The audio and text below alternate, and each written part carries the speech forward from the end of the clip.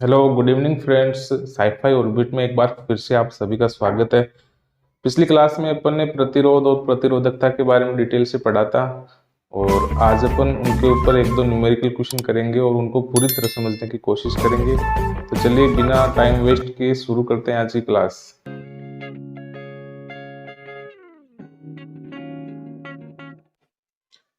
हाँ तो दोस्तों शुरू करते हैं आज का अपना पहला क्वेश्चन। देखिए क्या दे रखा है। यदि किसी विद्युत बल्ब के तंतु का प्रतिरोध 1200 ओम है तो यह बल्ब 220 वोल्ट स्रोत से कितनी विद्युत धारा लेगा। और एक और क्वेश्चन दे रखा है इसमें। यदि किसी विद्युत हीटर की कुंडली का प्रतिरोध 100 ओम है तो यह विद्युत हीटर 220 वोल्ट स्रोत से कितनी धारा लेगा। ठीक है, समझ में आया होगा आपको क्या करना है क्या नहीं करना है। तो देखिए ऐसे क्वेश्चन में अपन सबसे पहले क्या करते हैं कि जो चीज दे रखी होती है उनको लिखते हैं अपन। तो उनको लिखते ही अपने दिमाग में एक आइडिया आ जाएगा कि क्या चीज दे रखी है और क्या चीज पूछा है। क्या दे रखा है, बल्ब का प्रतिरोध, और प्रतिरोध को अपन आर से लिखते हैं। पहले पहले क्वेश्चन में देख रहे हैं अपन आर का मान 1200 ओम दे रखा है। ठीक है, यह बल्ब 220 वोल्ट स्रोत से V का मान यानी विभवांतर दे रखा है अपने पास कितना है 220 वोल्ट। फिर पूछा कि कितनी विद्युत धारा लेगा, तो विद्युत धारा को अपन I से लिखते हैं। I का मान पूछा है, दे नहीं रखा है। तो याद कीजिए V I और R के बीच में एक रिलेशन होता है, ओम का नियम हमें बताता है। क्या कहता है ओम का नियम, V बराबर आई आर। ठीक है, याद होगा आपको। यहां पर अपने को आई का मान पूछा है तो आई का मान अपन निकाल सकते हैं V बट्टे आर। ठीक है, V का मान दे रखा है 220 वोल्ट और R का मान भी दे रखा है 1200 ओम। तो कर लेंगे अपन सोल्व। यहां से फिर ये बच जाएगा 22 बटे 120 और इसको फिर 2 से अपन काटेंगे तो 11 बटे 60 बच जाएगा। ठीक है, अब इसको अपन सोल्व करेंगे 11 बटे 60 को। इसको अपन ऐसे लिख सकते हैं 11 बटे 6 गुणा 10, इजी रहेगा। अब 11 में 6 का भाग देते हैं अपन, तो 6 एकम 6। ठीक है, फिर 5 बच गया तो 8 छक्के 48, लगभग इतना आ रहा है 1.8 और नीचे अपने पास है 10।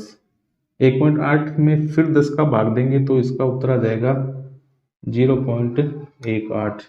और ये क्या चीज है, विद्युत धारा है। और विद्युत धारा का जो मात्रक होता है वो एम्पीयर होता है, ऐसे लिखते हैं अपन। ठीक है, तो ये आ गया अपना पहले क्वेश्चन का।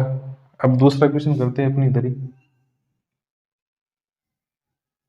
सेम इसी तरह ही है। क्या दे रखा है बी में कि विद्युत हीटर की कुंडली का प्रतिरोध, इसी में भी आर का मान दे रखा है 100 और विभवांतर का मान भी सेम वही है 220 वोल्ट और आई का मान पूछा है। ठीक है, तो आई का यहीं से अपन निकालेंगे। आई का जो सूत्र होता है वो V बटे आर। V का मान अपने पास है 220 वोल्ट, R का मान है 100 ओम। तो इसको एक जीरो से एक जीरो काट देंगे और 22 में अगर 10 का भाग देंगे तो अपने पास आएगा 2.2 एम्पियर। ठीक है, तो अगर विभवांतर का मान दे रखा होता है, प्रतिरोध का मान दे रखा होता है, ठीक, ये तीन चीजें होती है V I और R। अगर इनमें से दो चीज दे रखी है, एक का मान पूछे तो आपको इस सूत्र से निकालना होता है V बराबर आई आर ओम के नियम से, और इसके ऊपर न्यूमेरिकल पूछा जाता है। ठीक है, तो आप इसको एक बार देख सकते कर लेते हैं। देखिए दोस्तों अगला क्वेश्चन। ये क्वेश्चन न्यूमेरिकल के साथ साथ थोड़ा लॉजिकल भी है और ऐसे सवाल एग्जाम में पूछे जाते हैं जिसमें थोड़ा लॉजिक हो। क्या दे रखा है कि जब कोई विद्युत हीटर विद्युत स्रोत से 4 एम्पीयर विद्युत धारा लेता है, तो सेम वही चीज है अपनी, पहली चीज जो दे रखी होती है वो लिख दो आप। क्या दे रखा है? विद्युत धारा लेता है, आई का मान दे रखा है 4 एम्पीयर। तब उसके टर्मिनलों के बीच विभवांतर V का मान दे रखा है 60 वोल्ट। ठीक है।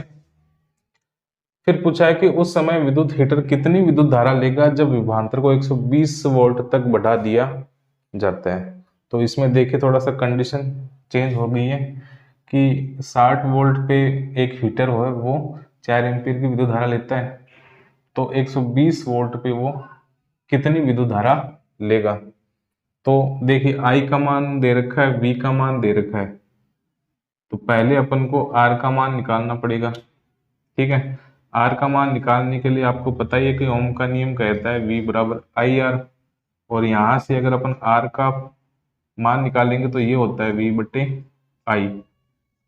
तो V का मान दे रखा है 60 वोल्ट और आई का मान दे रखा है 4 एम्पियर। 60 में अगर 4 का भाग देते हैं तो आता है 15, तो 15 क्या है, ये उस विद्युत हीटर का प्रतिरोध है। ठीक है। अब क्या कह रहा है कि उस समय विद्युत हीटर कितनी विद्युत धारा लेगा। देखो विद्युत हीटर वही है, यानी उसका प्रतिरोध सेम रहेगा, लेकिन यहाँ पर अब विभवांतर अब वो बढ़ा दिया गया है। तो देख लीजिए आर का मान अपने पास है ही पहले से 15 वोल्ट। देखिए विद्युत हीटर चेंज नहीं हुआ है, तो विद्युत हीटर वही है, उसका प्रतिरोध भी वही रहेगा। और इस बार जो V का मान है वो बढ़ा दिया है, 120 वोल्ट कर दिया है। और अब क्या पूछा है कि विद्युत हीटर कितनी विद्युत धारा लेगा, यानी विद्युत धारा का मान पूछा है। ठीक है। तो विद्युत धारा का मान आपको पता है V बटे R होता है। V का मान अपने पास है 120 वोल्ट और R का मान दे रखा है 15 ओम। तो 120 में अगर 15 का भाग देते हैं तो ये आता है 8, और I का मान है, विद्युत धारा पूछा है तो अपन क्या कहेंगे, एम्पियर। ठीक है। देखिए जब वोल्ट या विभवांतर 60 था तो धारा कितनी ले रहा था वो, 4 एम्पियर की। अब अगर अपन ने V का मान 60 से डबल किया है, बढ़ाया है, तो ओम का नियम कहता है V is proportional to I, यानी जैसे जैसे आप V का मान बढ़ाओगे I का मान भी बढ़ता जाएगा। और यहाँ पे ये सिद्ध हो रहा है कि यहाँ पर 60 वोल्ट था, 120 किया तो 60 वोल्ट पे ये 4 एम्पियर की धारा ले रहा था, अब कितनी लेगा, 8 एम्पियर की। वोल्ट को डबल किया है तो धारा भी ऑटोमेटिक डबल हो गई है, और यही अपना ओम का नियम कहता है। ठीक है। तो इसमें थोड़ा सा लॉजिक भी है, ऐसे सवाल बिल्कुल पूछे जाते हैं, तो आप ये देख सकते हो। आगे और सवाल करते हैं अपन। देखिए फ्रेंड्स ये क्वेश्चन है थोड़ा सा इम्पोर्टेंट है, ये पूरी तरह से लॉजिकल क्वेश्चन है। ठीक है। तो देखिए क्या कह रखा है इसमें, दिए गए पदार्थ के किसी L लंबाई और A मोटाई के तार का प्रतिरोध 4 ओम है। इसी पदार्थ के किसी अन्य तार का प्रतिरोध क्या होगा जिसकी लंबाई L बटा 2 तथा मोटाई 2A है। इसका मतलब अपने पास एक पदार्थ है, ठीक है, एक बार अपन ने एक लंबाई का L लंबाई का और A मोटाई के तार लिया, और फिर दूसरी बार अपन ने उसकी लंबाई को आधा कर दिया और उसका क्षेत्रफल है वो डबल कर दिया। तो अब जब अपन ने उसकी लंबाई को आधा किया और मोटाई को डबल किया, तब उसका प्रतिरोध पूछा है क्या होगा। तो देखिए इसमें दो कंडीशन है, पहली या प्रथम तार के लिए लंबाई कितनी दे रखी है उसकी L, और क्षेत्रफल या मोटाई कितनी दे रखी है A, और उस कंडीशन में उसका प्रतिरोध कितना है 4 ओम। ठीक है। तो इसके लिए अपन को देखिए एक चीज निकालनी पड़ेगी, याद कीजिए आप कि L, A और R इनके बीच में एक रिलेशन होता है। ठीक है। तो वो रिलेशन निकालिए आप, वो होता है आर बराबर रो एल बट्टा ए, जो प्रतिरोधकता वाला होता है ना वो। ठीक है, तो यहां पर देखिए आर लंबा, पहले तार के लिए अपन इसको R1 मान लेते हैं। ठीक है, तो R1 का मान अपने पास है पी सॉरी रो एल बट्टा ए, इसको अपन एक बार यहीं छोड़ देते हैं। अब दूसरे तार के लिए देखिए,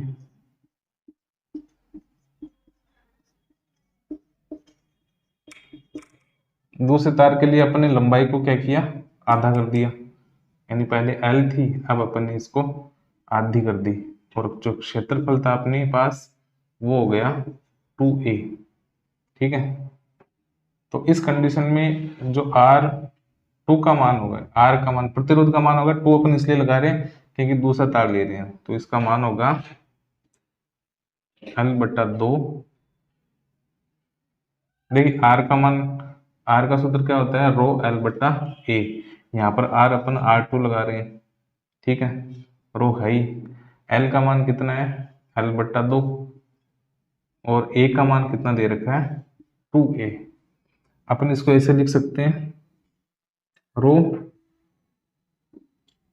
L बट्टे 4a, ये ऐसा आ गया। देखिए ये 2 नीचे था, 2 और 2 गुणा हो गया, और a था ये अपने पास, या फिर इसको अपन ऐसा भी लिख सकते हैं 1/4 रो L बट्टे a। देखिए यहाँ अगर समझ में नहीं आया तो देख लीजिए। देखिए अपने पास प्रतिरोध का जो सूत्र होता है वो रो L बट्टा a होता है। L का मान अपने पास, लंबाई कितनी दे रखी है, L बट्टा 2। ठीक है, इसको अपन ऐसे भी लिख सकते हैं L बट्टा 2, और फिर अपने पास a का मान दे रखा है, a का मान है 2a। तो इसको अगर अपन सोल्व करेंगे तो ये 2 और 2 गुणा होके 4a हो जाएगा। ठीक है, ये आपको आता ही होगा सोल्व करना, अगर नहीं आता है तो देख लीजिए, दोबारा बता रहा हूँ इसको।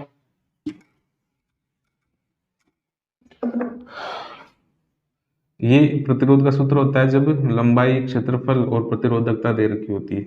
यहाँ पर अपने पास रो है, एल का मान, लंबाई कितनी दे रखी है, एल बट्टा 2, फिर बट्टा में दे रखा है ए का मान कितना दे रखा है 2a। ठीक है, तो अब इसको अगर सोल्व करते हैं ना अपन, तो इसके लिए अपन इसके नीचे एक और लगा देते हैं, एक और लगा दिया तो ये देखिए क्या, ये रो तो है ही अपने पास, ये रो तो है ही, एल बट्टा 2 था, फिर ये भाग में आ जाएगा 2a बट्टा 1। अगर इसको अपन गुणा में कन्वर्ट करेंगे तो ये एक ऊपर आ जाएगा और 2a नीचे आ जाएगा। फिर अगर इसको अपन सोल्व करते हैं तो अपने पास रो L बट्टा 2 दूनी 4a इस तरह से आ जाएगा। ठीक है, इसको अपन ऐसे लिख सकते हैं, R2 का मान, 4 को एक साइड में ले लेते हैं अपन एक बार, तो 1/4 हो जाएगा। फिर ये रो है ही L बट्टा a, इसको अपन ऐसे लिख सकते हैं। ठीक है, देखिए यहाँ पर रो L बट्टा a बराबर क्या था अपने पास, R1, और R1 का मान कितना दे रखा है, इसका मान दे रखा है 4 ओम। ठीक है, तो अपन रो L बटा 1 का मान 4 ओम रख लेते हैं, तो रो L बटा ए बराबर 4 ओम रखने पर, तो इसको अपन ऐसे कर सकते हैं 4 ओम, 4 से 4 कट जाएगा और अपने पास उत्तर आ जाएगा 1 ओम। देखिए क्या होता है जब किसी तार की लंबाई को आधा करते हैं और मोटाई को या उसके क्षेत्रफल को डबल कर देते हैं, तो अपना जो प्रतिरोध था वो पहले 4 ओम आया था, अब की बार आया अपना 1 ओम, तो कितना रह जाएगा फिर प्रतिरोध, 1/4 या 1/4 हो जाएगा, 1/4 हो जाता है। देखिए अब ये जो क्वेश्चन है ये लॉजिकल सवाल है, इसमें क्या दे रखा है कि एक तार ले रहे हैं अपन, एक किसी भी पदार्थ का तार ले रहे हैं। ठीक है, एल लंबाई है उसकी, क्षेत्रफल ए है, और उसका जो प्रतिरोध है वो 4 ओम है। ठीक है। तो अपन पहले तार के लिए अगर प्रतिरोध का सूत्र लेते हैं अपन, तो ये सूत्र होता है रो एल बटा ए, और इसका मान कितना है 4 ओम। अब इसको अपन यहाँ छोड़ देते हैं। उसी पदार्थ का जब दूसरा तार लेते हैं जिसकी लंबाई को आधा करते हैं, क्षेत्रफल को डबल कर देते हैं, सूत्र अपना वही रहेगा प्रतिरोध वाला। तो R बराबर हो जाएगा रो एल बटा ए, यहाँ पर L का मान है, यानी लंबाई कितनी है L बटा 2, और क्षेत्रफल है अपने पास 2a। ठीक है। तो जब इसको सोल्व करते हैं तो अपने पास आता है रो एल बटा 4a। इस 4 को अपन थोड़ा साइड में ले आते हैं, तो एक ये बट्टा में 4 है तो इसको अपन 1/4 लिख देते हैं, और जो रो एल ए है इसको अपन थोड़ा सा अलग कर देते हैं। यहाँ पर जो रो एल बटा ए आया उसका मान अपन कितना रखेंगे 4 ओम। तो इसका मान अगर 4 ओम रखते हैं तो 4 से 4 कट जाएगा और अपने पास बचा 1 ओम। ठीक है। तो जब पदार्थ की लंबाई आधी करते हैं और मोटाई को डबल कर देते हैं तो उसका जो प्रतिरोध है वो 1/4 हो जाता है। ठीक है। तो ये कुछ इंपॉर्टेंट सवाल थे। आज की क्लास में इतना ही, और आगे भी अपन कुछ और न्यूमेरिकल करेंगे और अगले टॉपिक स्टार्ट करेंगे। अगर आपको समझ में आए तो प्लीज़ शेयर कर दीजिएगा। Thank you.